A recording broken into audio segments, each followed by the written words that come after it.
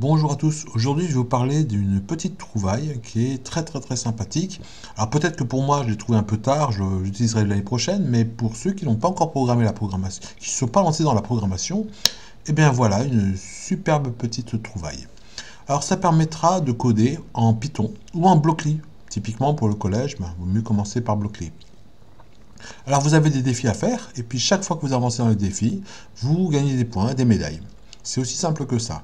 L'intérêt, c'est que c'est un mode qui est prévu pour l'éducation. C'est-à-dire que vous aurez un mode enseignant dans lequel vous pourrez créer des élèves, des classes, des élèves aussi. Et derrière ça, vous pourrez aussi gérer complètement leur avancée. Vous pourrez aller voir un élève, consulter sur un tableau récapitulatif tous les niveaux de chaque élève, où ils en sont, qu'est-ce qu'ils sont en train de faire, le nombre d'erreurs qu'ils ont fait, etc., etc. Alors tout ça, ça se trouve sous https://appfuturengineer.fr. Je sais, c'est écrit en anglais, et puis derrière, voilà, mais c'est bien un .fr, c'est bien un Made in France. Alors, une fois qu'on y est, comment ça se passe? Alors, je vous montre la saison, quand je me suis connecté en tant qu'enseignant. Vous avez différentes saisons. Vous avez actuellement saison 1, saison 2 et saison 3, qui permettent de programmer, je vous l'ai dit, en Python, ou faire c'est un niveau de difficulté de plus en plus fort.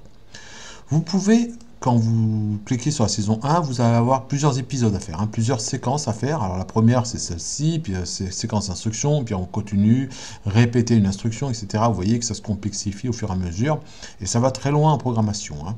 Et puis, vous avez aussi, pour les enseignants, notamment, un mode où on peut accéder aux informations. Donc, deux fiches de synthèse, une fiche de synthèse pour les enseignants pour apprendre à créer, par exemple, des comptes, des classes.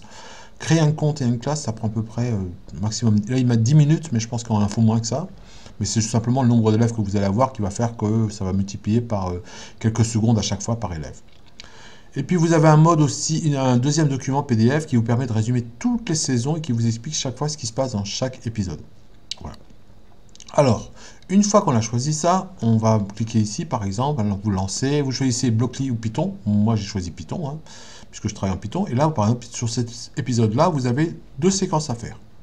Je vais vous montrer la séquence numéro 2. Donc, parce que la première, je l'avais déjà faite. La deuxième, on va cliquer. Vous voyez, elle n'est pas encore... l'étoile n'est pas encore verte. Je tombe là-dessus. Et donc là-dessus, je vais programmer tout ça. Et donc, programmer tout ça, ça veut dire quoi? Ça veut dire qu'il va falloir écrire. Alors, l'objectif ici, c'est jeter la pièce, le morceau du gratte-ciel ici qui est cassé dans le broyeur et récupérer cette pièce et le mettre à la place sans perdre le bout. Bon voilà, donc ça vous fait un certain nombre de codes à écrire. Les instructions, vous allez dire ouais mais comment je les trouve? Alors, ça c'est les instructions de départ. Les commandes ou les instructions qu'on va avoir en Python, vous les retrouverez ici. Dans cette partie-là, vous avez carrément, vous avez toute l'aide, il vous explique quelles sont les commandes qu'on doit utiliser. Vous avez aussi de l'aide en ligne, c'est-à-dire que quand vous cliquez ici, vous allez avoir de l'aide. Tiens, il me manque quelque chose, je l'ai fait exprès pour vous montrer. Vous pouvez aussi avoir de l'auto-implémentation, donc c'est très pratique pour taper plus vite. Et puis, voilà, quand votre mission sera réussie, vous obtiendrez ça, et puis vous obtiendrez donc une étoile verte. Vous avez un mode enseignant, je l'ai dit, un mode enseignant qui permettra de créer des classes. Alors, plusieurs classes, c'est génial, pour des parents, c'est aussi, vous pouvez créer votre propre maison, vous créez une classe maison. Et puis derrière, les différentes personnes qui veulent travailler là-dessus, programmer donc les élèves. L'intérêt de faire ça, c'est que là, vous allez créer des comptes avec des mots de passe, et du coup, c'est ces comptes et ces mots de passe que les élèves vont utiliser. Ils n'ont pas besoin d'utiliser leur adresse mail ou quoi que ce soit. Vous utilisez directement ce que vous allez créer. Ça, c'est très pratique. Et puis, un deuxième avantage, c'est que les élèves, quand ils rentrent, ils ont un avatar, ils ont des missions à faire. Vous pouvez contrôler et gérer ici les missions que vous allez leur donner. Vous n'êtes pas obligé d'avoir tout le monde la même mission au même moment. C'est vous qui choisissez. D'accord? Vous pouvez choisir tout le monde d'un coup, vous pouvez définir. Mais ça permet aussi de mettre des points d'arrêt. On ne peut pas dépasser la saison 1 tant que je n'ai pas fait une synthèse, par exemple. Donc, on va imposer de ne pas dépasser telle saison, ou tel chapitre, ou tel épisode, etc. Donc, vous avez vraiment une limite, et vous pouvez aussi contrôler ce que fait chaque élève. Donc là, vous allez, en tant qu'enseignant, vous pouvez contrôler, tiens, il a fait 3 erreurs sur cette partie-là, ou 5 erreurs, il a dû prendre tant de temps pour y arriver.